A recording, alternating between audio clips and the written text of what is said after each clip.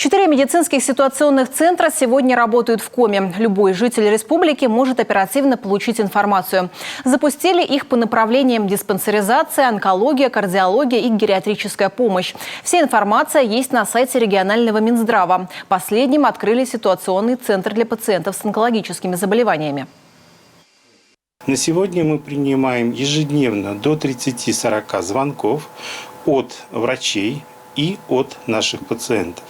Врачи интересуются консультативными делами, а если пациенты, то они бывают обращаются, когда трудности с записью на прием, когда они не понимают свое назначение, то есть лекарственных препаратов, им специалист нашего центра дает разъяснение врач, который работает в этом центре, консультирует по оказанию помощи. Бывают нежелательные явления на фоне приема наших препаратов, поэтому для своевременного оказания специализированной помощи создана эта служба. При этом в региональном Минздраве отмечают, что при возникновении ситуаций, требующих незамедлительного решения, необходимо позвонить на горячую линию Министерства здравоохранения Республики Коми.